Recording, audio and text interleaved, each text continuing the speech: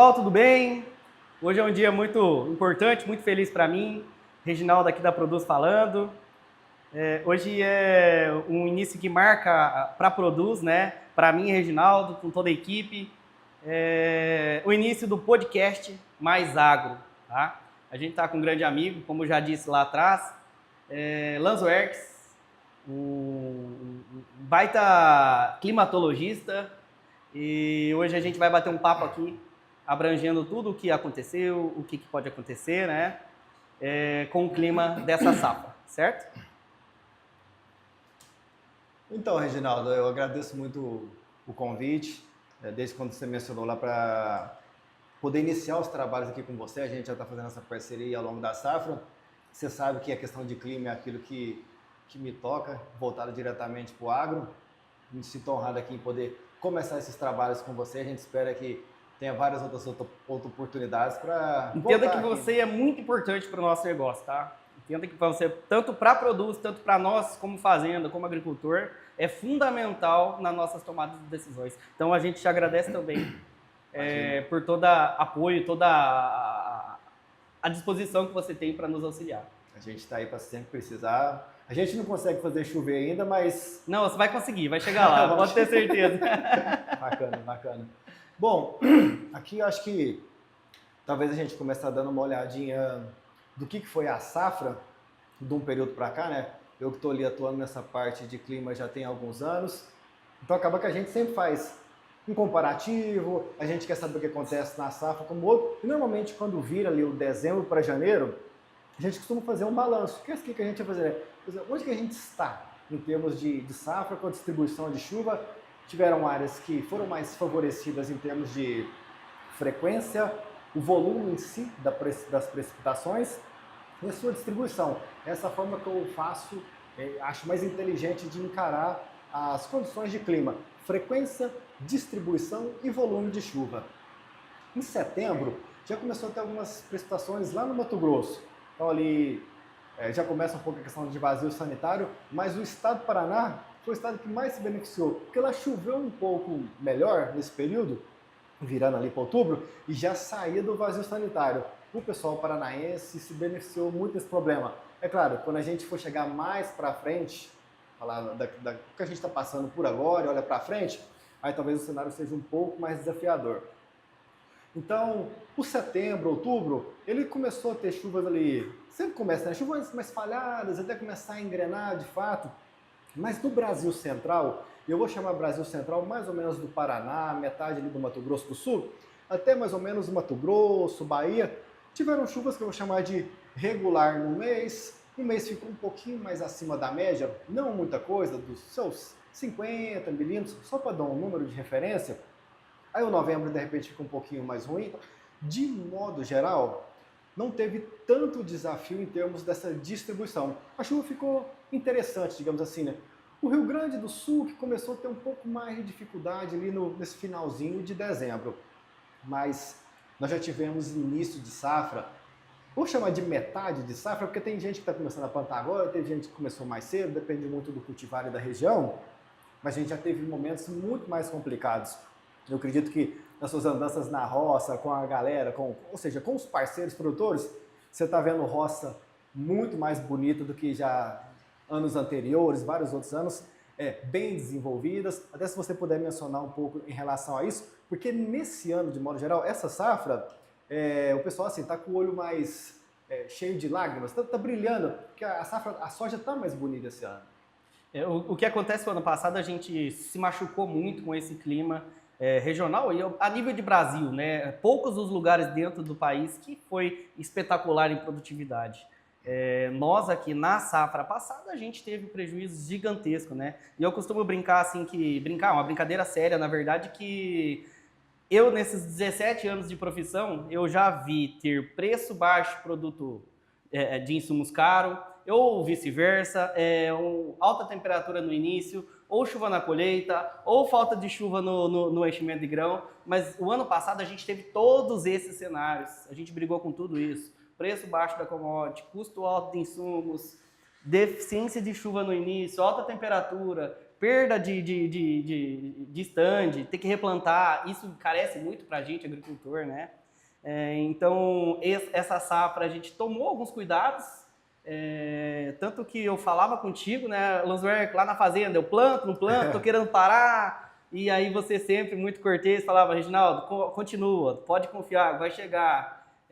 Então, até isso a gente já te agradecia, te agradeço de novo pelo apoio, né? Imagina. E realmente essa safra, eu tô aqui na 5ª safra, eu vim do Paraná em 2020, né? A primeira safra foi 2020. E dentro desses 5 anos é o melhor cenário de plantio e as melhores nascidas e melhores condições das lavouras até o momento. Dentro das 5 safras que eu planto aqui no Triângulo Mineiro, prata, né? Deixando mais específico a minha localização. E quando acaba que eu menciono de modo geral a distribuição na região do Brasil, chamando certo. de Brasil Central, me chama a atenção o que a gente está passando por aqui, porque o prata ele é meio que o coração do Triângulo Mineiro, né? Ele está na metade de oeste para leste, de norte para sul. O prata pega bem essa parte assim, o central. A gente pode colocar como característica de uma transição de sul para centro-oeste? Tá em parte. Tá em parte. Sim. Que acaba que muitos sistemas frontais, as frentes frias, às vezes ela não consegue chegar muito até aqui, então fica mais chuvoso em alguns períodos do ano mais para sul, mas quando tem a formação de zonas de convergência do Atlântico Sul, inclusive nesse momento que a gente grava aqui, parte da chuva que a gente está recebendo nesse momento aqui da gravação é de uma zona de convergência do Atlântico Sul, que está atuando de metade do Triângulo Mineiro mais a norte do Brasil. Então essa porção de Triângulo Mineiro, um pouquinho do sul de Goiás, um pouco do norte de São Paulo, norte do Mato Grosso do Sul, é uma área meio que de transição entre quando acontecem esses fenômenos que ficam chovendo por vários dias, provocam invernada, ou então provoca veranico em algumas outras áreas. O que está acontecendo agora no sul, que a gente vai falar mais um pouco, né? Mas quando a gente fala do que está acontecendo da safra como um todo, olhando aqui no Triângulo Mineiro, sul do Goiás, eu diria que talvez seja o melhor dos mundos em termos de clima. É claro que quando a gente fala o clima, eu estou misturando temperatura, umidade, chuva, radiação. Eu poderia colocar vento, tá? Mas aí a gente entra muito na questão de pulverização, que não é o aspecto em si. Por que eu estou falando isso? Na safra como um todo, e principalmente pegando ali dezembro, Mato Grosso e Goiás, ficou muito chuvoso, muito nublado. E aqui ficou chovendo, para de chover. Deu uma invernada aqui ali mais ou menos próximo de Natal, já parou, agora está tendo essa chuva de agora, mas ontem ficou bastante ensolarado, ou seja, está tendo tempo suficiente para a planta pegar a partir de radiação, fotossíntese, crescer, provocar esse enchimento de grão, mas tem o aporte de água para o solo. Então aqui está variando, que é diferente do tempo de algumas das outras áreas, sempre fica num tempo um pouco mais firme, chuva muito isolada, ou então está acontecendo muito no Mato Grosso, que é o que eu acho que talvez mais chama atenção, e também no Goiás, nublado, umidade e tal. E aí você fica pensando em enchimento de grão, como que essa safra está se desenvolvendo, e pragas e doenças. Mas esse assunto de pragas e doenças e tal, vamos deixar para um próximo Eu vou convidado. fazer um breve comentário sobre doenças que você estava falando, né? A gente está numa região mais quente, a altitude um pouco mais baixa, né? Fertilidade do solo um pouco mais baixa aqui, falando de prata, né? Você pega Uberlândia, a região do alto, a fertilidade é maior, né? E aí o pessoal tem falado assim, tem que tomar cuidado com o mofo branco, que é o Sclerotinia. E aí eu falo assim, eu faço uma brincadeira que eu teria vontade de ter mofo branco aqui no prata. Por quê, né? Porque tem matéria orgânica alta, tem temperatura baixa, alta umidade e a coisa que a gente não tem. E aí você estava falando, né? Alto índice pluviométrico, com nível de nubulosidade grande, provoca muito esse problema com o mofo branco. Isso é só um parênteses que eu falei sobre o... Esse é até um aspecto que já a gente vai fazer um comparativo, né? Mas foi problemas que a gente não passou muito no ano passado. Região do sul do Goiás teve muita incidência de nebulosidade e áreas do Mato Grosso também. Então ali acaba que o gasto com defensivo, que acaba acarretando um problema de como que eu consigo entrar agora com um maquinário com essa condição de 10 dias nublado e chovendo. Aí de repente tem que entrar um avião, mas todo mundo alugou o avião na região, não tem como pegar por agora. Então acaba que afeta outros problemas que a chuva em excesso ou em falta, ela sempre acaba provocando um tipo de problema. E até quando a gente vai tratar, fazendo um comparativo, né, como foi o ano passado, Porque esse ano a condição, eu diria que a gente tem vivido talvez o melhor dos mundos aí no Brasil. De modo geral, tem as especificidades regionais, locais, não é igual para todo mundo, mas no geral tem ocorrido bem, que foi diferente do ano passado. Exatamente. O ano passado a gente atrasou a chuva, né? Aí quando começou a chuva, alta temperatura, foi muito ruim para as condições de estabilidade de planta, né? De estabilização das plantas. De mais ou menos norte do Paraná, metade norte do Paraná, quase todo então, né? Mato Grosso do Sul, até a gente vai para o Matopiba, região produtora do Matopiba, porção central do Brasil, com outubro, novembro e dezembro, chuvas abaixo da média. Isso foi um grande problema lá, porque muita gente acabou perdendo. A replantio ano passado foi muito grande. De modo contrário, logo em outubro, aquele problema no Rio Grande do Sul. O primeiro mês muito chuvoso foi um ano de El Niño, ou seja, El Niño é um fenômeno climático que acaba provocando mais chuvas na porção centro-sul do Brasil e o centro-norte fica mais seco. Foi o que aconteceu no ano passado, porque foi um El Niño de forte intensidade. Por esse ano a gente deve ir para a semana que vem, outra semana, quem sabe uma laninha começando, mas já a gente fala para o cenário mais atual do que está acontecendo. Então o ano passado foi um ano muito complicado, tanto no centro-norte quanto no centro-sul. Porque, mas choveu no sul, não foi bacana? É que choveu demais. O novembro também muito complicado e depois teve a fatídica condição lá em maio que os produtores houve perda de vida, perda material lá no Rio Grande do Sul por conta daquelas chuvas lá que teve local que chegou a 700, 800 milímetros no mês. Lamentável. Muita água, muita água. Parte dessa água até chegou no sul do Paraná em algum momento, ali em outubro, novembro, mas aí acabou que também, se ficou chovendo muito daquele jeito, lixiviação, muita nebulosidade, então provoca situações extremas para os dois lados. Exatamente. Com muita chuva e pouca chuva. Então, comparado com o ano passado, Nossa Senhora, a gente está no céu para esse ano. Estamos no céu, essa é exatamente isso. E assim, Lanzver, muitos produtores, né, amigos, a gente imagina uma coisa de como precipitar uma chuva, né? Tem o satélite tal, e explica para nós uma parte mais técnica, né? Como que é feita essas precipitações? Até nessa parte assim, né, dos mapas que a gente está vendo o que choveu no período passado. O pessoal depois coloca na tela um mapinha até para a gente fazer esse comparativo depois dos outros meses, tem os mapas para a gente ilustrar. Esses mapas, por exemplo, quando a gente olha o período anterior, tem tanta informação de pluviômetro, estações meteorológicas que fornecem esses dados para instituições, Instituto Nacional de Meteorologia, que pega esses dados, vai transformar isso tanto em pontos, para a gente ver ali no mapa, juntando com o que a gente hoje tem um produto no Brasil, que é desenvolvido lá para a parte do CPTEC, que é um Centro de Previsão e Estudos Climáticos, que chama MERGE. Ele junta imagens de satélite, que está vendo agora, a gente está vendo agora há pouco aqui, olhando a chuva que está acontecendo, pega essas informações que ela infere o potencial e o poder de chuva daquele tipo de nuvem e junta com as estações meteorológicas. Aí esse é um mapa de observação do que está acontecendo. Então, beleza. Então a gente está vendo esse tipo de nebulosidade, os pluviômetros na região registrando mais ou menos isso. Aí faz mapas de interpolação distribuindo a chuva, que nesse caso do CPTEC faz um mapa chamado, essa tecnologia, né, chamado MERGE, essa metodologia, e também tem outros centros europeu, que, por exemplo, o mais utilizado europeu, né, que faz um que chama, pega, além dessas informações de estação meteorológica, satélite, pega também radar e outras fontes de avião, boias oceânicas, que vai compor outra base de dados, que é chamado de reanálise. Mostra ali o quanto que choveu, distribuindo a chuva no planeta como um todo. E essas informações, elas existem algum algoritmos que lê isso? São pessoas treinadas para ler cada informação que chega e compila esses dados? Não, aí tem muita tecnologia. Muita tecnologia embarcada. Um processo bastante automatizado. Vai ter esse momento aí, porque acaba que às vezes um pluviômetro, ele meio que ficou descalibrado do instituto. O que acontece? Né? Tem que fazer as manutenções, aí ele marcou chuva demais. Aí, num processo, um algoritmo pode identificar alguma coisa, aí entra um profissional para ver, esse daqui capaz, esse pluviômetro a gente não vai poder utilizar essa informação dele, porque ele, imaginando que seja um pluviômetro básico, né, ele basculou muito por algum problema, então acaba que sendo um dado espuro, a gente vai tirar ele da amostragem, digamos assim, né? Mas esse é um mapa para observar a parte do período passado, né? Tem a parte que a gente olha as condições para o período futuro, parte de previsão. Aí é modelo meteorológico. Que modelo? O que é um modelo? Modelo é um nome dado por um conjunto de equações. Aí tem equações para descrever o estado da atmosfera.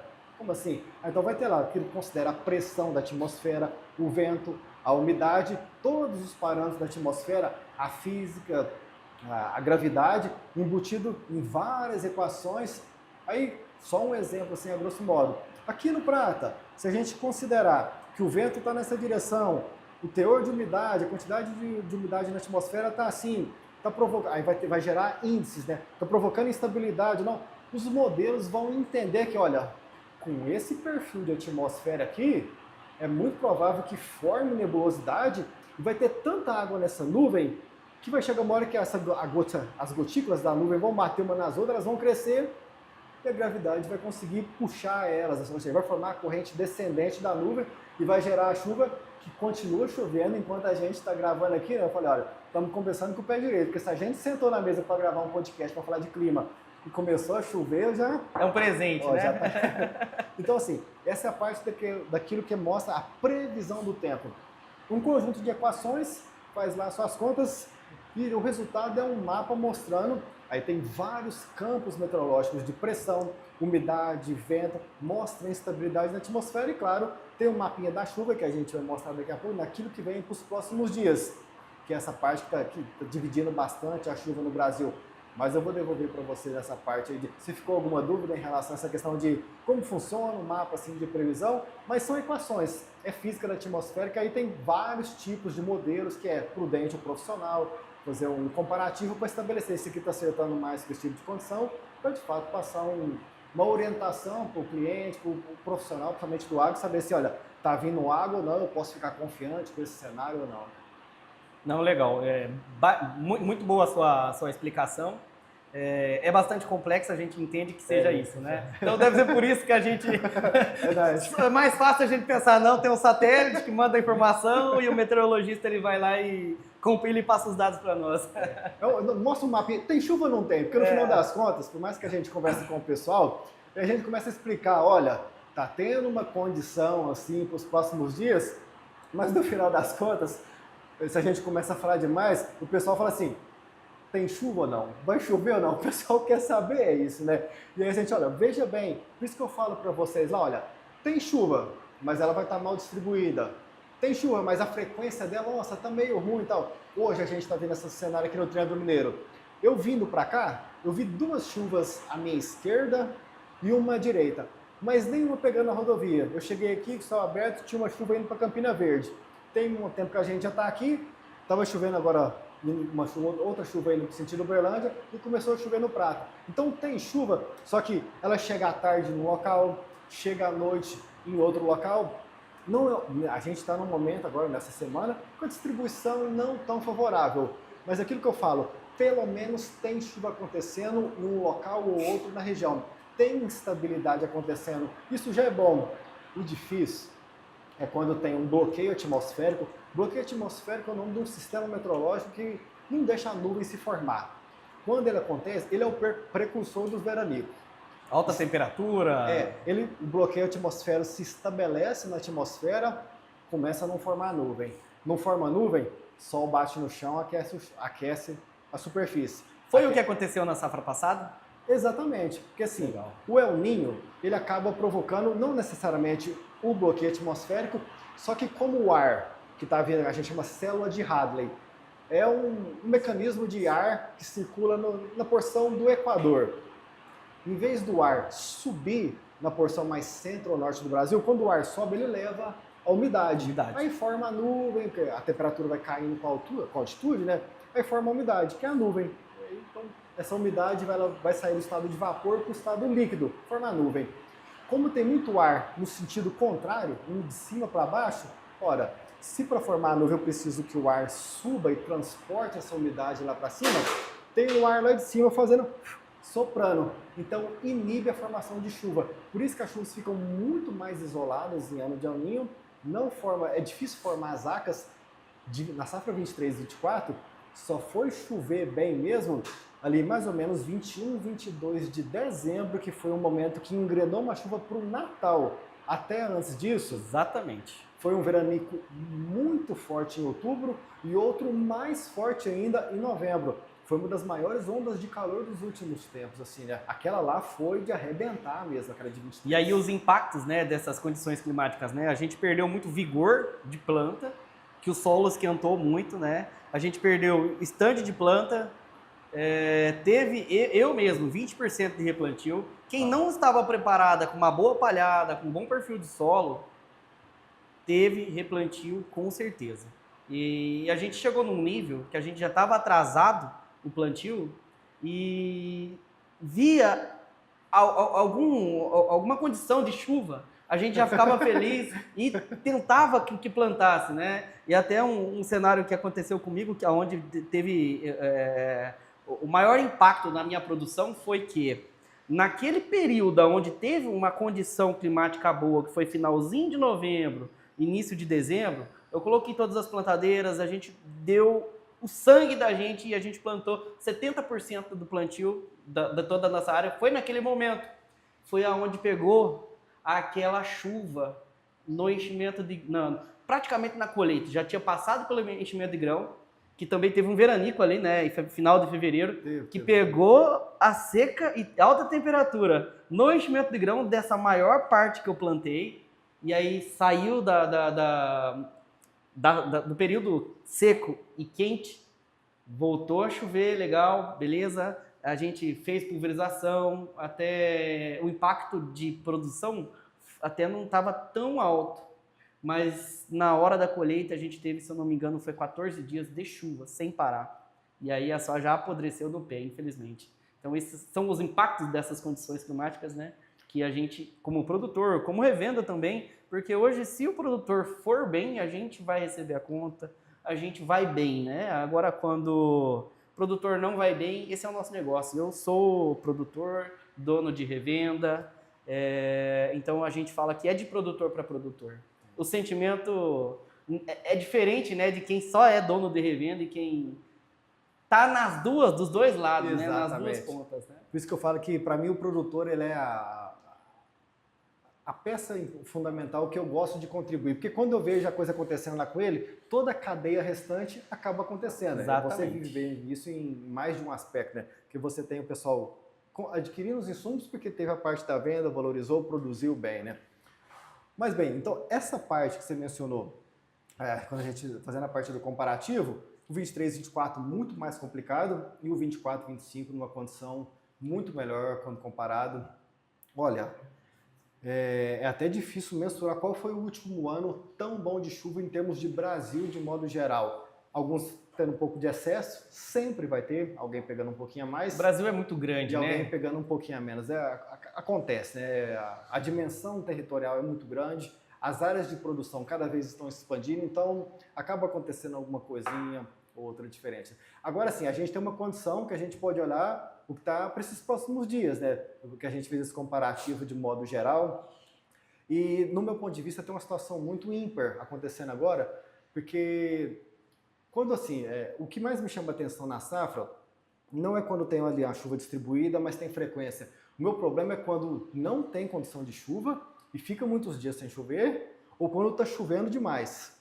De modo geral, aquilo que eu enxergo como sendo saudável é mais ou menos o que eu falo. O Triângulo Mineiro, ele está sul do Goiás, essa região aqui, está muito boa porque ela está tendo uma frequência muito boa. No máximo que está tendo é uns 3, 4 dias sem chuva.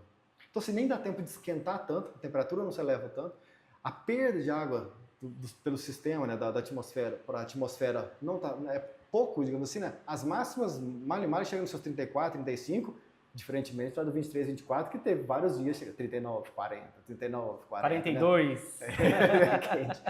E aí o que acontece? O que mais eu fico de olho tem alguma área que pode pegar veranico? A gente tem algum cenário desse em curso já. Tem alguma área que pode pegar invernada, que é o contrário do veranico.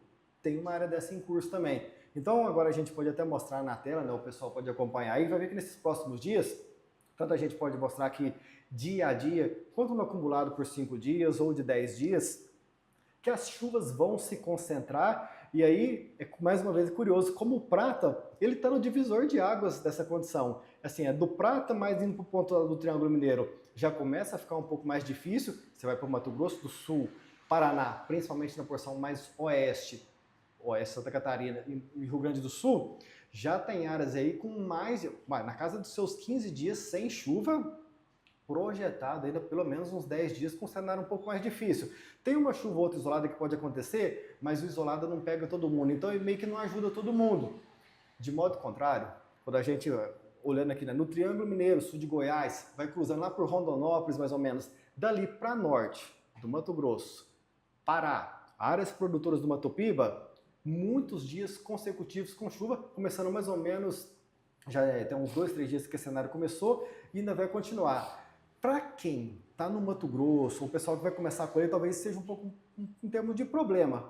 Pensando em logística, o maquinário rodar bem na propriedade. Colheita, pulverização, enchimento de grão, então invernado, porque nebulosidade, a radiação bate na nuvem e volta para a atmosfera. Fotossíntese, então, fotossíntese, como que vai gerar? Fotossimilados, carboidrato, a estrutura da planta vai ficando mais fraca, o enchimento do grão deveria pesar um pouco mais. Na hora que você fica com aquela expectativa, nossa, não faltou água durante toda a minha safra. Mas faltou radiação. A gente teve um caso no ano passado que eu acompanhei, que o pessoal pegou, na região de Rio Verde, pegou tanta nebulosidade, assim, sobrou água no sistema e depois foi fazer o estudo, né, depois da safra, que o problema da safra foi radiação. Assim, categórico, o pessoal tem enxergado esse cenário. Mas é aquilo que eu falo. Então, se tem alguma coisa para a gente fazer com relação à questão de não chuva, ou seja, áreas do sul do Mato Grosso do Sul, Paraná, que não está chovendo. Bom, cada um às vezes pode contratar o seu São Pedro, que é um sistema de irrigação, né? Colocar água no sistema tem o que fazer. Mas agora quando pega uma invernada, você não tem um ventilador gigante para tirar essa nuvem da atmosfera para abrir o sol e chegar a radiação. Esse daí é um pouco mais difícil. Então, para esses próximos dias, eu diria que sul de Goiás, norte do São Paulo, para mim é o melhor dos mundos, por conta do jeito que está a chuva. Tem chuva hoje, não tem amanhã, tem depois, então tá muito bom isso, porque não tem chuva hoje, bora pulverizar? Bora organizar? Vamos deixar tudo certinho, o fungicida, o herbicida, todo mundo que tá nessa fase. Então tem manejo, tem margem para mexer. O camarada que está ali, Paranatinga, porção central do Mato Grosso, solo encharcado, o drone estragou e tem que correr atrás do avião, mas não está tendo piloto. Então, assim, é um pouco mais complicado e mais caro também. Então, a gente está tendo essa divisão da chuva, que é justamente a formação desse sistema meteorológico, zona de convergência do Atlântico Sul, promovendo vários dias chuvosos nessa porção mais centro-norte do Brasil e o sul enfrentando um cenário bem mais seco.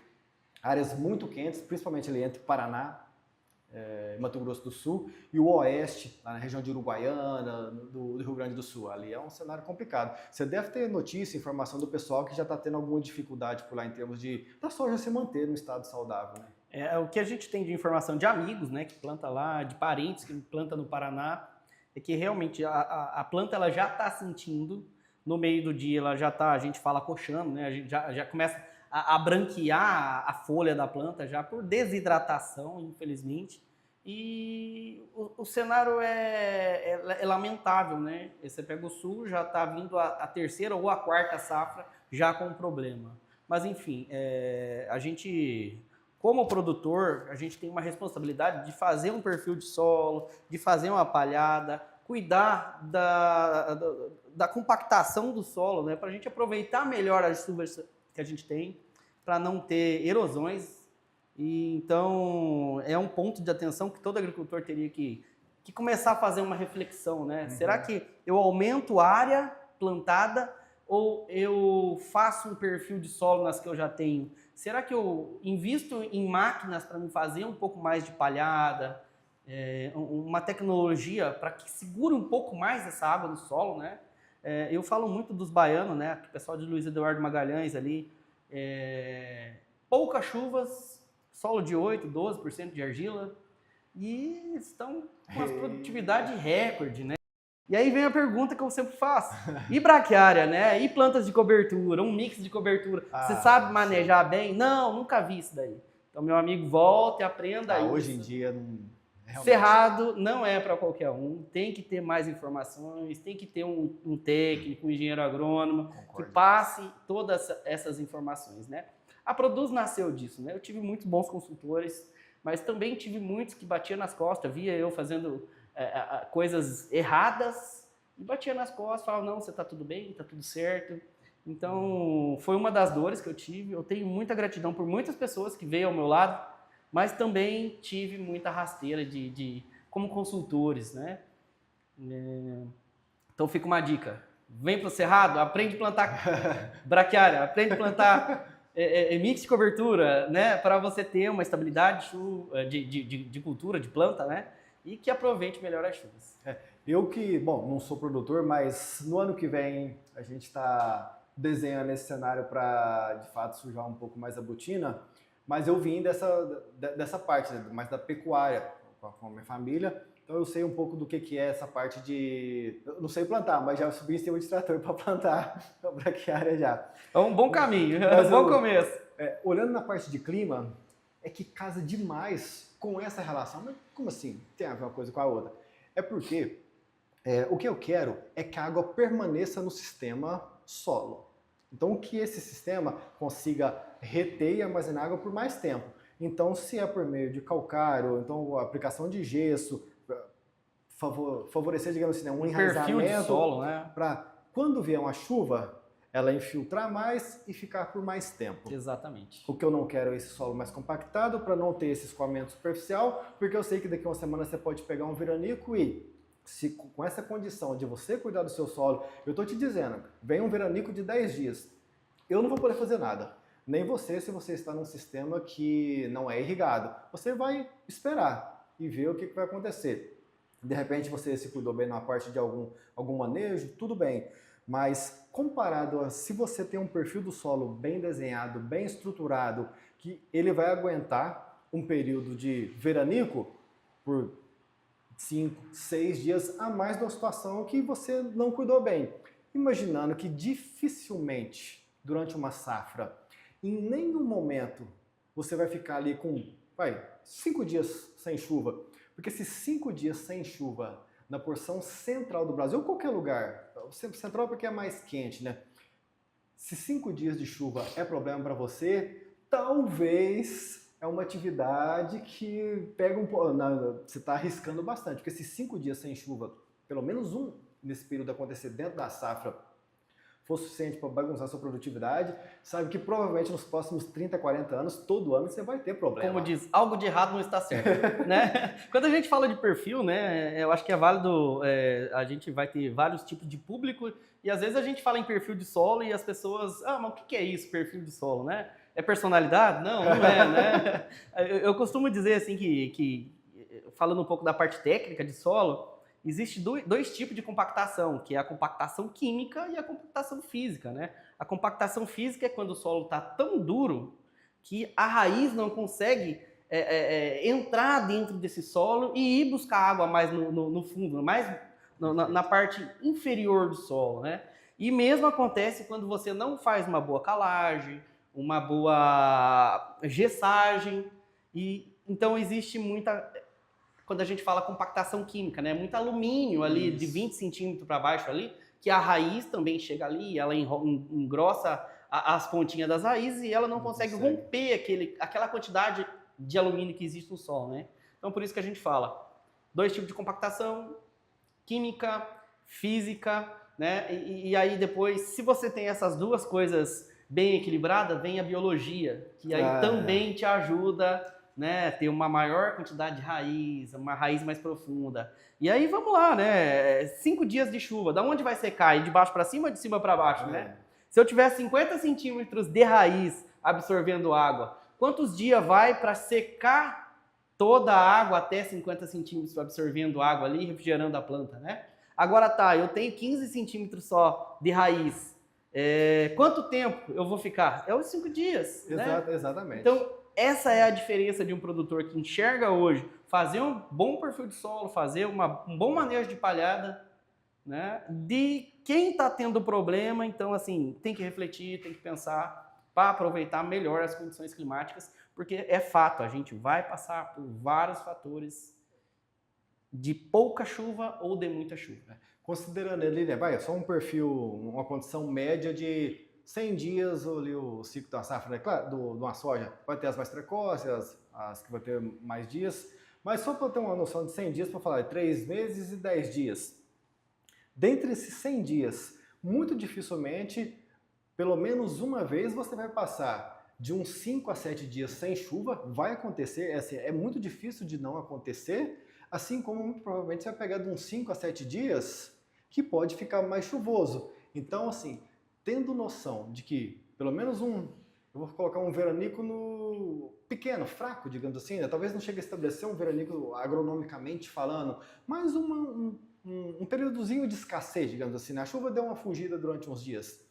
Isso não pode ser o suficiente para machucar. Você pode, de repente, no sexto, sétimo dia, acordar mais cedo, perder um pouquinho o sono, ficar preocupado, olhar mais o aplicativo de previsão, querer mandar mensagem. Te ligar mais. Então, assim, tudo bem, eu entendo. Mas em termos da produtividade e falar, não, isso daqui não pode me afetar, um perfil de solo, toda essa parte agronômica, olhando para esse lado, olha, se você estiver ali aguentando uns 10 dias, pode vir um bloqueio atmosférico muito grande, igual está mencionando, aconteceu, por exemplo, ao 23, 24, que pode provocar um estrago e meio que todo mundo vai sofrer um pouco. Tudo bem, mas todo mundo sofreu. Até o irrigante sofreu. Alta temperatura. Teve pessoas que... Tem pivô que é tão grande que vai demorar 24 horas para fazer o giro deles. Aquele pivô que começou a irrigar ali 8, 9 horas da manhã naquela parte e ele vai chegar lá no outro dia só 9 horas da manhã, ele pegou 3 horas da tarde ali que pegou muito calor. Ali, o que tem água indo embora para a atmosfera é muita coisa. Então a temperatura, a folha vai esquentar do mesmo jeito. Então o irrigante sofreu.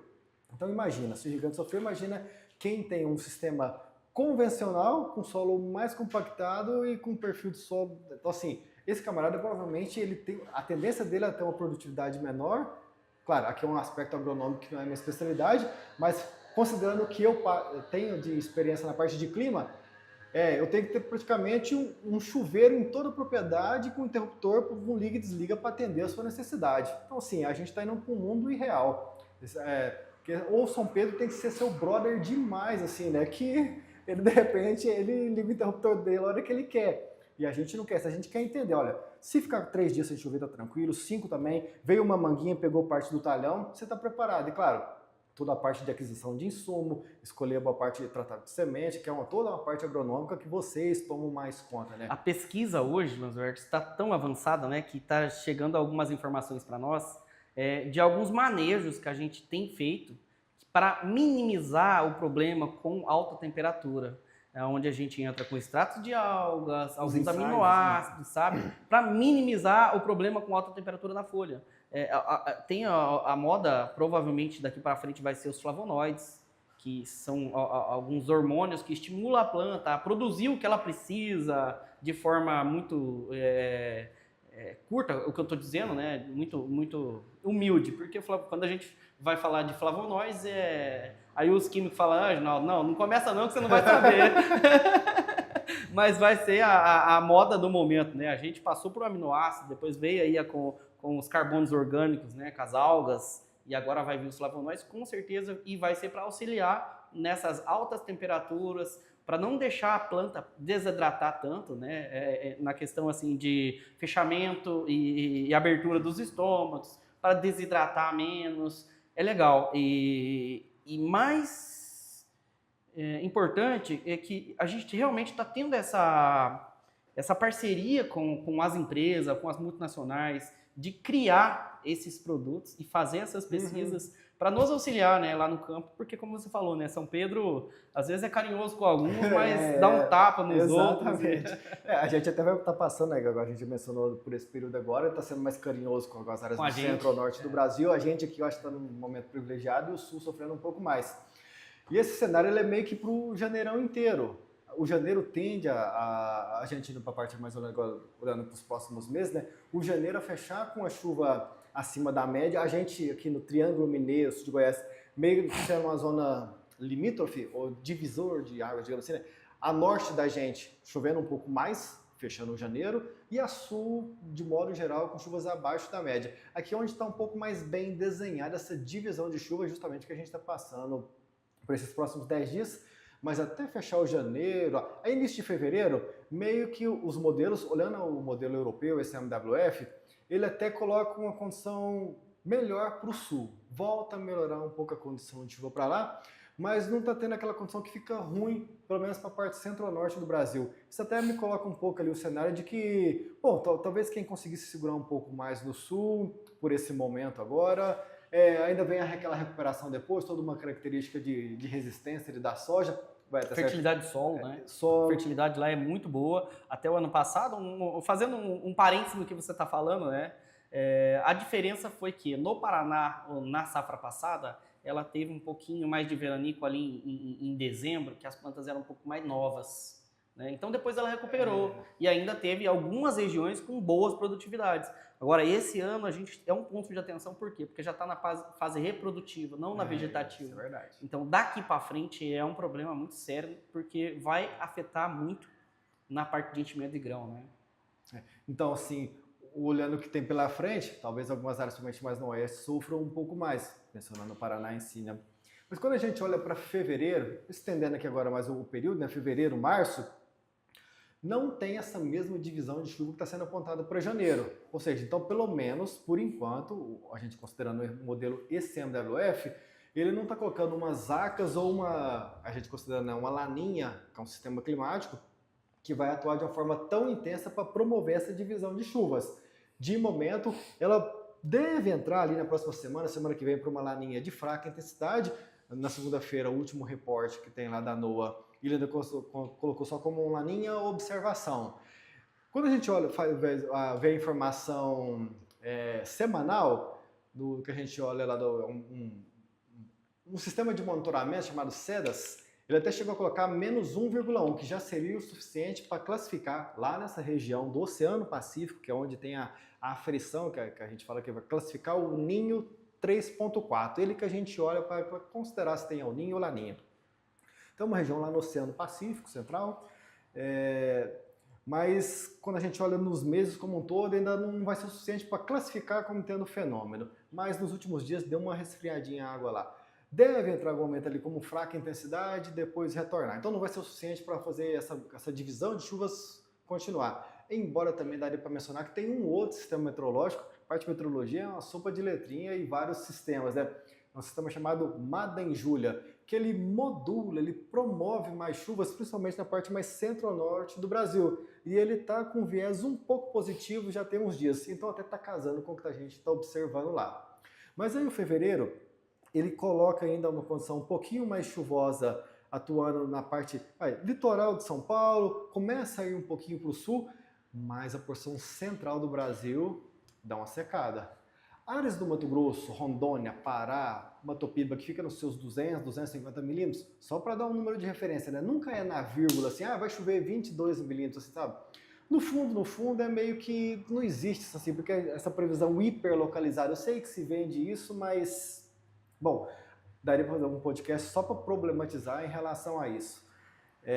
Mas no Centro-Norte, de modo geral, ficando ali com seus, em termos percentuais, que o pessoal é mais acostumado, vamos colocar dos seus 10% a 20%, talvez predominando. Aí dentro de uma área que está predominando, pode ser que tenha uma área ou outra que pegou uma chuva isolada, porque a chuva isolada às vezes ela é tão forte que ela é mal distribuída, né? Mas dentro da sua propriedade, uma chuva isolada pode chover 50 milímetros num canto, e aí vai para o outro canto da propriedade, choveu 10, acabou que aquilo talhão não pegou chuva. Porque a chuva localizada, é mal distribuída. Aí é onde rodar a roça é importante para saber o que aconteceu aqui, porque senão pensando em manejo, né? Mas aí, então, fevereiro, ele está com essa distribuição não tão forte assim, mas o que mais chama atenção é a porção mais central do Brasil secando. Pega a gente aqui no triângulo, essa chuva que pode ficar um pouquinho abaixo da média. Mas, aí, se a gente já passou por um momento que teve a chuva e a gente está olhando a parte de colheita, que quer um pouco de chuva um pouco mais tranquila, talvez venha calhar. Mas aí é aquela coisa de olhar um pouco mais perto do que vai acontecer.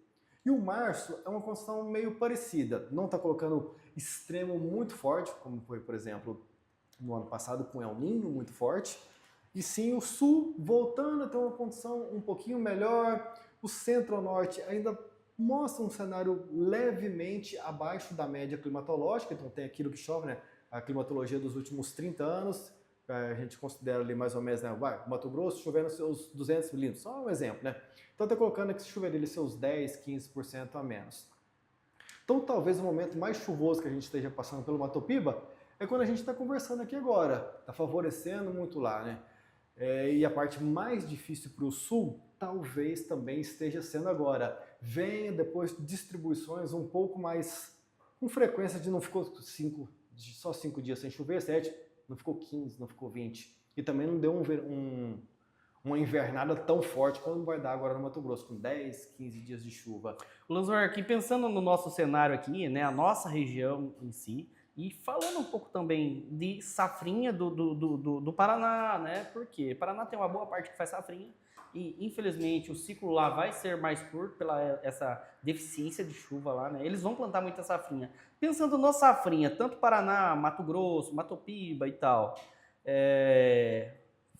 abril e maio, onde vai encher o grão, né? E ter o sucesso ou não da safrinha. O que vocês enxergam hoje? Tem alguma coisa que deu uma previsão assertiva para nós?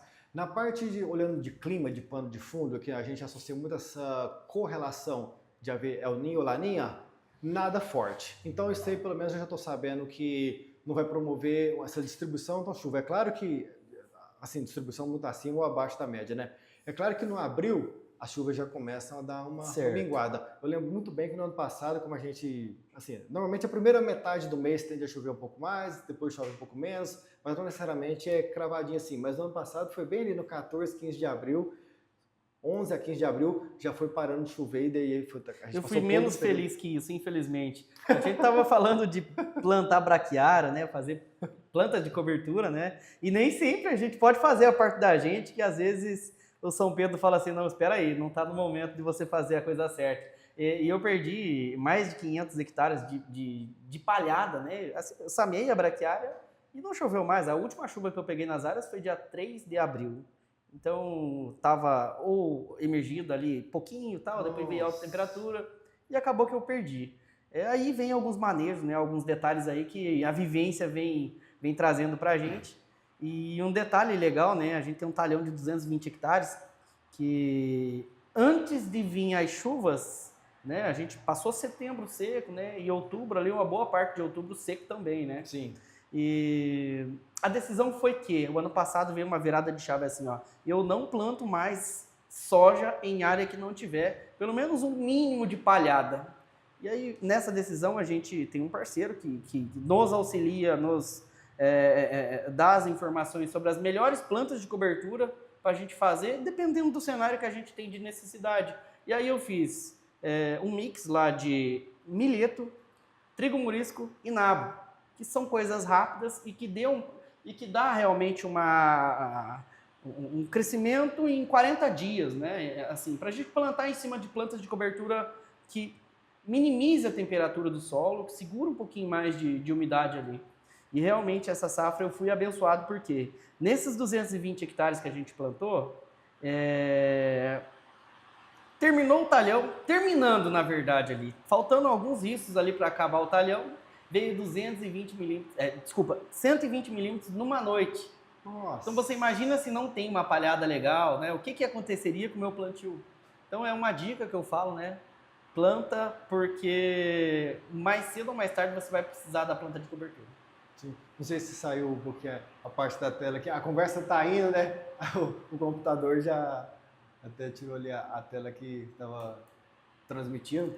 Mas essa questão de ter a planta de cobertura é algo que eu, por lidar com a parte do bloqueio atmosférico, eu considero sendo muito importante.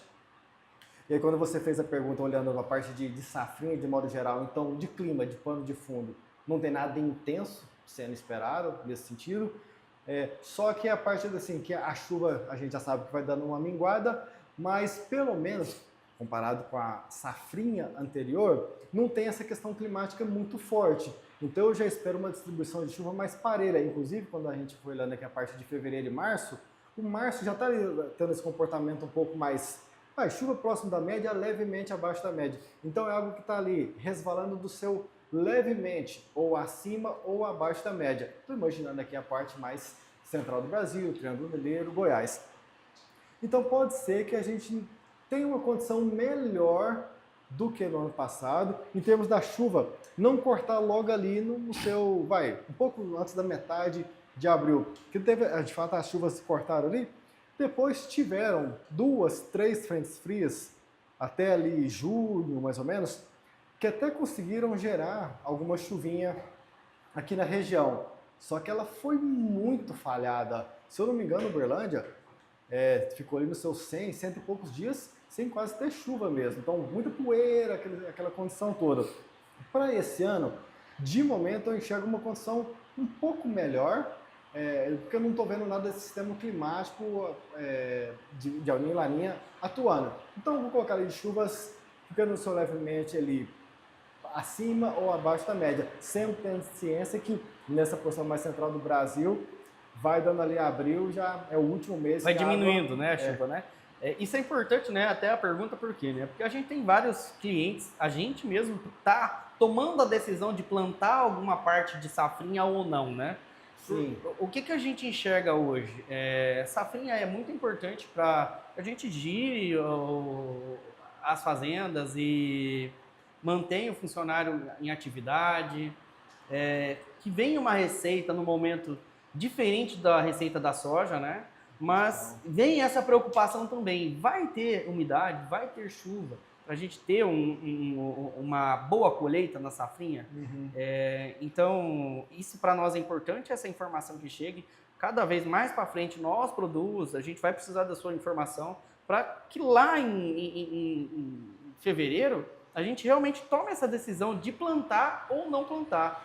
Né? Então, essa é hoje é dia 8 de janeiro, né? Então, lá por 10 de fevereiro, aí vem o checkmate. Planta ou não planta? Lanzberg, e aí? E essa questão, embora você tenha mencionado assim, isso a gente vê até dentro da pandemia. Porque a gente vem percebendo que na porção central do Brasil, quando eu mencionei a central do Brasil, mais ou menos quando a gente está, do Paraná para norte, as chuvas elas andam meio que encurtando a janela. Como se ela demorasse um pouquinho mais para começar e ela terminasse um pouquinho mais cedo. E isso, por que tem a ver isso? Isso é justamente o impacto na safrinha. Porque se ela demora um pouco mais a começar, eu demoro mais a plantar. Exatamente, eu diminuo a área de plantio de safrinha. Se eu demoro mais a plantar, eu demoro mais a colher. Se eu demoro mais a colher, eu demoro mais a entrar com a safrinha. Então eu sempre vai ficar me forçando a um ciclo mais precoce de soja. Mas um ciclo mais precoce de soja, uma arquitetura de planta um pouco menor, então de repente uma menor quantidade de grãos, tal. Aí é uma discussão mais em termos de variedade, né? Mas se eu vou pegar um plantio mais tarde, para uma cultivar, que também é de ciclo mais longo, safrinha de milho, que tem uma necessidade hídrica, de repente um tempo maior, a gente está ali quase começando a ir para o lado do impossível. Não vai dar para fazer. Então, ou eu vou pensar numa estratégia de safrinha com uma cultivar que média, digamos assim, em termos de ciclo, num ano em que eu sei que a chuva vai atuar mais ou menos ali próximo dentro da média, para eu ter um pouco mais de folga para entrar com a safrinha. É uma conversa que a gente tem ali, digamos assim, né, entre julho e agosto, para definição de variedade, o que eu vou entrar, o que eu vou desenhar, o que está vindo para os próximos meses. É claro que é muito longe, mas a gente já tem o norte. Tem condição de ter chuvas mais regulares para esse ano? Então esse ano é capaz que eu vou para essa variedade aqui, porque eu vou querer safrinha. Não, esse ano tá com a cara de negócio estender um pouco mais esse período seco, então eu tendo a demorar um pouco mais com a parte de plantio, então eu vou escolher. Eu vou entrar então com uma variedade para safra cheia mesmo de soja ou de algodão, ou com milho verão mesmo. Mas eu vou usar bem a safra cheia. E a safrinha, talvez eu vou ficar um período seco, um período mais tranquilo, e lá no finalzinho, meados de abril, eu converso com o Reginaldo, o pessoal da Produz, para eu determinar qual o mix de cobertura, qual o produto que eu vou entrar, pensando na parte mesmo de cobertura, com palhada, algo nesse sentido. Porque eu não vou mexer com safrinha, ou então eu vou entrar só com um gergelim, ou um amendoim, alguma coisa. Mas sorgo, talvez eu não né, vou com sorgo. O sorgo ele tem uma característica legal, né? Que ele precisa de menos água, né? Menos precipitação de chuvas, né? Embora ele precise de uma fertilidade de solo legal. Que aí também vem a parte da Produz, né? Dos técnicos, enfim, né? Analisar casa a casa, talhão por talhão, cliente a cliente, quando que você plantou, quando vai ser essa semeadura, né? Como é que está a fertilidade do seu solo, como é que está a compactação que a gente acabou de falar, né? Você vai ter água no seu perfil por mais tempo, né? Você vai ter raiz mais profunda para aguentar ficar mais dias seco, né? Então vem aí umas dicas, né? Pra, antes de tomar uma decisão, eu vou plantar uma safrinha, eu não vou plantar um sorgo, vou plantar um milho, vou plantar um girassol, entender como é que está o seu solo primeiro, suas condições, né? No ano passado, com a questão que, na safra passada, com relação a que teve essa distribuição de chuva muito ruim, todo mundo meio que entrou um pouco mais tarde. Quem entrou mais cedo, normalmente sofreu um pouco mais, de plantio, etc e tal. Teve casos que eu acompanhei de produtor no oeste do Mato Grosso, ele passando o trator por cima de 3.000 hectares de soja, jogou fora para entrar com algodão. Não tinha o que fazer. Então, assim, se cada vez ficando um pouco mais difícil essa questão de safra e safrinha, obviamente a questão da estratégia por detrás é muito importante. Porque eu só estou entendendo que a chuva está ficando um pouco mais difícil, eu vou brigar com a chuva ou eu vou me adequar ao que tem? Não, então eu vou, a parte do meu solo e a parte que eu vou escolher do que eu vou fazer de safra, o que eu vou fazer de safrinha, tem que adequar esse regime hídrico que eu estou experimentando aqui. Senão sempre vou ficar passando raiva, produtividade baixa e não tenho lucro do jeito que eu gostaria, etc, etc. Claro, pensando no que o São Pedro está disponibilizando, tem vários outros aspectos, fertilidade, variedade, semente, enfim. Mas cada vez mais, o que eu observo, pegando nessa faixa estendendo lá da ponta do Mato Grosso, da divisa com Rondônia, cruzando ali, passando o sul do Goiás, Triângulo, parte do noroeste de Minas, áreas que estão sempre muito mais quentes e muito mais suscetíveis a ficou 5 dias sem chuva, está secando muito rápido, seja por questão de solo mais arenoso, não está cuidando do solo, enfim, muito mais sensível a uma situação de veranico, e você tendo que de repente plantar um pouco mais tarde ou porque a chuva atrasou, está tudo sempre mais difícil a condição de fazer uma safrinha depois. Então, ou você vai ter que, de fato, fazer a aquisição dessa parte de variedades de ciclo um pouco mais curto, porque eu gosto de fazer safrinha, é meu perfil, eu gosto, ou então não. O milho safrinha eu vou fazer só um milho verão e depois eu vou entrar com sorgo e tal. A questão dessa estratégia, conversar com a parte do consultor, cada vez mais, para mim, é parte do sucesso. Porque se você tá com aquela coisa, não, eu quero é safra cheia, e eu só vou fazer safrinha todo ano, então me questiono se talvez seria o mais adequado. É claro, depende dessa região que você está e condição de solo. Tem um monte de depende, né? A meteorologia já depende de um monte de coisa, né? Parte de agronomia, um monte de coisa. Então, assim, qual é o seu perfil? Onde você está? Qual é a sua propensão a risco? Como está a bala na agulha? Aí a gente vai conversar. Vamos assim. Não, exatamente. E a gente, como produtor também, a gente é doido por plantar, né? A gente quer plantar, a gente gosta de ver a plantadeira riscando o chão, né? Mas hoje o agricultor não tem mais margem para erro, isso é fato, a gente está assim, eu acredito que a gente esteja saindo do fundo do poço, a gente passou por algumas safras complicadas, né? 2023-24 foi desafiador climático e 22-23 foi desafiador no sentido de custo altíssimo de insumos, né? E na hora da gente fazer a venda, quem não fez a proteção de risco, quem não fez venda antecipada, a queda do preço na hora da gente vender foi muito grande, né? Então, quer dizer o quê? Pegou preço de insumos altos, na hora da gente vender a nossa moeda, que é a nossa soja baixa de custo, de preço. Então, foi complicado.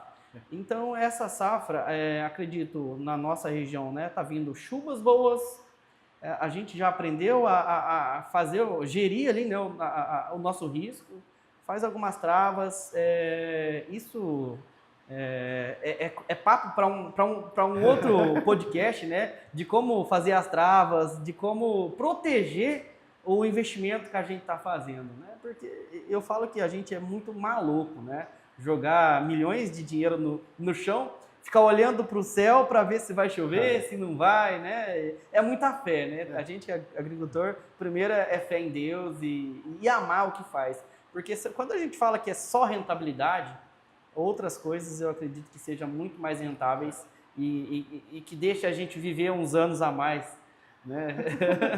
O cabelo vai embora mais devagar, exatamente. Né? Mas assim, Se eu pudesse resumir para você, Reginaldo, de modo geral, em termos da safra 24-25, eu diria que a gente vem num momento muito bom em termos de distribuição e frequência de chuva, quando eu faço um panorama geral. De momento, talvez a metade oeste, ou o Rio Grande do Sul de modo geral, ou o sul, se eu puder expandir um pouco mais com a metade sul do Mato Grosso do Sul, que veio num momento um pouco mais difícil agora, mas que aparentemente, indo para o final de janeiro, vai para uma normalização. Então, quem conseguir aguentar esse período aí, vem depois com uma certa recuperação. É provável que a gente tenha ali uma safra bastante cheia, pensando em termos de Brasil, por conta dessa característica. Teve uma certa frequência boa, tal. A gente tem esses poucos desafios agora com questão de invernada lá no Mato Grosso, Mato Piba, Goiás, mas no geralzão, vem bem. Quando a gente olha para os próximos períodos, ainda continua tendo essa distribuição. Enxergo que o produtor que está ali fazendo essa parte de dever de casa, que está pegando essa chuva boa, eu acho que ele vai chegar no final da safra e vai olhar assim, olha, valeu a pena, a gente conseguiu produzir e tal. E aí eu acho que a outra parte do podcast que você mencionou, da questão de estravas, negociação, dólar, prêmio, precificação, momento, obviamente que o produtor quer produzir, mas também quer vender e ter a rentabilidade em relação a isso. Então ter profissionais atuando junto com você nisso, eu acho super importante. Cada vez mais a tecnificação, aplicativos, tecnologia é importante, mas o profissional para estar junto ali com você, te entendendo, conhecendo você de fato, porque eu sei que a gente quer a parte de aplicativos, confiar, é gostoso, assim, você clica aqui, eu tenho noção do que está acontecendo, mas aquele produtor, aquele profissional, consultor que está com você, te entendendo, sabendo onde você quer chegar, porque é o ano que você quer arriscar um pouco mais. É o que eu falei.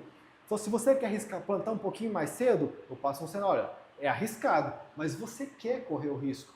Tem gente que não quer. Então, entender esse perfil, qual o seu momento? Você está mesmo por conta de arriscar? Você está arriscando em tudo ou é uma parcela? Essa conversa inicial, juntando a parte do tipo do insumo, da conversa, definição da estratégia, do modo geral, para mim, esse é o camarada que no decorrer dos anos, ele bate um pouco menos de cabeça, ele fica um pouco menos ansioso e ele consegue proteger um pouco mais de margem. No geral, esse é um camarada que eu acho que ele vai se garantir um pouco mais no mercado, de modo geral. Desafio com clima, com dólar, com negociação, com aquisição de insumo.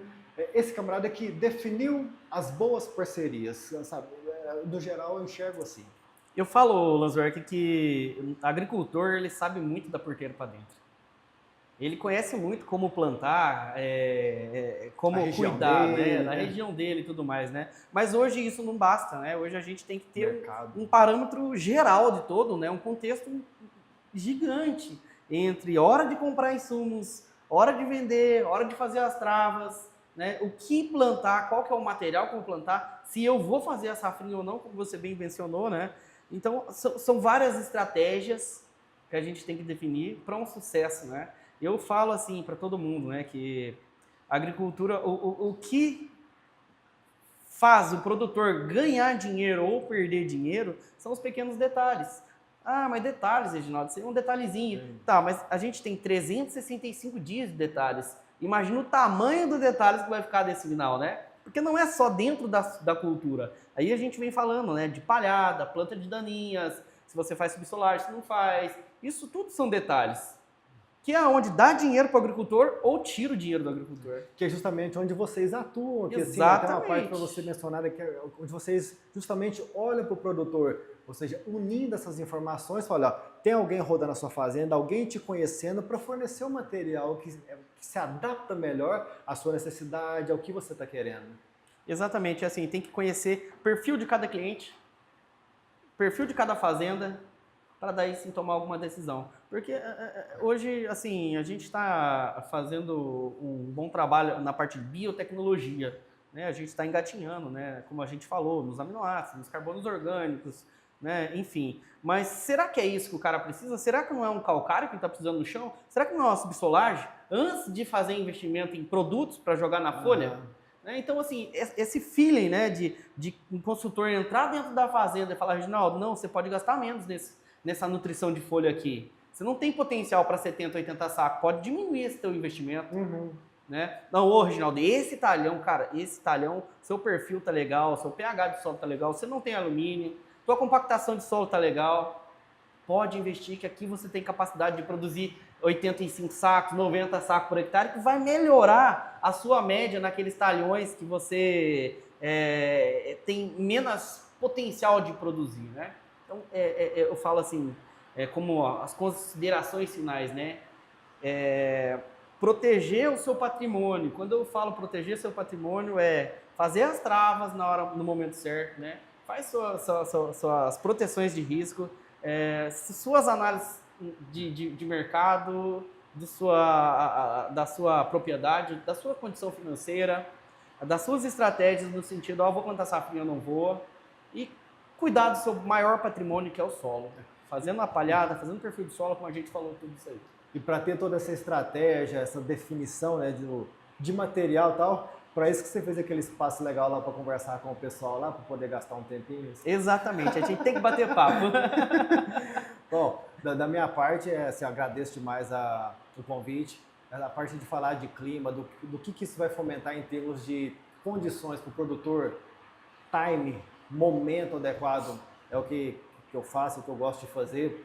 Isso é desde a definição lá da parte da estratégia, o que o produtor está querendo fazer mesmo, como vou entrar com plantadeira ou fase de pulverização, porque justamente quando vem momentos mais intensos, a brincadeira às vezes é um pouco mais complicada, seja para o veranico ou para a invernada. Então, contribuir com essa parte é onde uma das que eu consigo mais contribuir com o produtor, que é onde ele acerta mais o adubo, porque você começar ali, plantei, não caiu nada. Nossa, você começar ali, começou o jogo, tomou um gol e, sabe, para correr atrás desse cenário. Então, é esse tipo de situação. E para isso, é o que eu sempre falo, você tem um espacinho ali embaixo para conversar, né? E eu sou do mesmo time que eu acho que conversar e conhecer o cliente, eu prefiro gastar um tempão só conversando, conhecendo, porque tem que entender. Eu sei que às vezes a gente quer usar um aplicativo ou a conversa que a gente vê numa entrevista, numa live, num programa, é gostoso porque está ali na sua mão, mas quando o profissional te conhece, sabe a região que você está e tem aquilo ali no seu WhatsApp, você tem a liberdade de mandar mensagem no sábado à noite, sabe? É para onde eu acho que esse tipo de proximidade gera a confidencialidade entre as duas pessoas. Olha, eu tenho liberdade porque assim, você vai pulverizar, de repente é no domingo, mas eu estou vendo aquela nebulosidade ali, eu estou receoso, eu vou mandar uma mensagem para ele. E se você manda de repente para uma empresa, um aplicativo, como você vai mandar? Entrar no chatbot aqui, não sei o que. Então, ter esse tipo de parceria, cada vez mais para mim vai ser fundamental. E aí você estava falando do nosso espaço, né? Cara, o que sai de boas conversas ali, do que deu certo, do que deu errado, é bacana demais, sabe? São trocas de experiências, né? De certa forma até resgata aquilo que a gente sempre viveu aqui na região, né? Que nossos pais, bom, eu vivenciei isso de vai sair de manhã, vai para a roça, vai botar um sal no coxo lá e tal, mas antes você passa numa padaria, num lugar para comer um salgado, para bater o papo, né? Porque de certa forma meio que a nossa geração vai viver isso agora, mas como aplicativo de comunicação, de repente pode dar uma afastada, depois eu passei, ou então você vai direto, é interação. Então acho que esse momento é coisa valorosa, aquilo que você construiu ali embaixo foi muito bacana. Não, legal. E agradecer tua presença, tuas palavras, o seu apoio com a Produz, né? A gente fala que a região é muito promissora. No passado, é uma brincadeira, é claro, né? Mas tinha um ditado aqui, que aqui era cemitério de paulista, de goiano, né? Que plantava em áreas férteis, vinha aqui para regiões e acabava quebrando, né? Enfim, hoje a nossa missão como Produz é inverter essa situação, levar informações para o produtor, né? Contar o que a gente, como produtor, errou lá atrás nas aberturas de áreas, nas tomadas de decisões e orientar da melhor forma, né? Porque ninguém sabe tudo, a gente está num processo de conhecimento, né? E o que eu digo, né? A Produz, ela tem muito embasamento técnico de várias empresas que estão por trás da gente. A Produz, ela é pequenininha, começou ontem, mas a gente tem empresas gigantes por trás, dando suporte técnico, dando as consultorias, ajudando nas pesquisas, né? Então, mais uma vez, agradecer todo mundo, né? E eu queria lançar um desafio aqui. A gente tem alguns bonés. que a gente fez para Produz. E comentem, curta, né? Que a gente vai fazer um sorteio. E aonde tiver a pessoa que for sorteada no Brasil, aonde tiver, a gente vai mandar esse bonezinho aqui como um brinde, como um presente da Produz por esse momento tão especial, né? Que é a primeira live, né, do podcast da Produz Mais Agro. No Brasil inteiro. Brasil todo. Tendo CEP vai chegar. Tendo CEP, e daqui a pouco a gente vai entregar até pessoalmente, para passear. Porque me chamar para trabalhar, às vezes eu vou, sei lá, o que é? O trator tem ar-condicionado? Não tem? Mas para passear a gente vai estar disponível. Bom, então assim, parabéns pela iniciativa, eu fico agradecido por ter sido convidado para participar aqui com vocês. Espero que a gente faça mais vezes. Vamos fazer, de repente a gente desenhar cenários, momentos específicos, outros tipos de interação para contribuir com o pessoal. Sei que é um momento que às vezes a informação que ela se regionaliza, de repente não é muito específica, mas a gente teve a intenção de trazer uma informação geral desde o ano passado, passar um pouco isso pelo momento presente, também dar uma olhadinha para o futuro, dando uma olhada mais no Brasil. Em algum momento a gente pode desenhar alguma coisa mais triângulo, por onde a gente atua, de repente alguma coisa com um produtor aqui do Prata, alguém da região, né? Então assim, tem um cenário bastante para a gente poder pensar em termos dessa atuação. Parabéns pela revenda, siga firme lá com a soja, continua chovendo enquanto a gente está falando. Amém. Aqui, deve ter chegado na propriedade. Para nós é um presente, né? Amanhã eu vou dar uma olhadinha nos pluviômetros aqui na região. Estou muito feliz mesmo. Bom, siga firme aí nessa atuação e precisando, tamo junto. Valeu. Obrigadão, pessoal.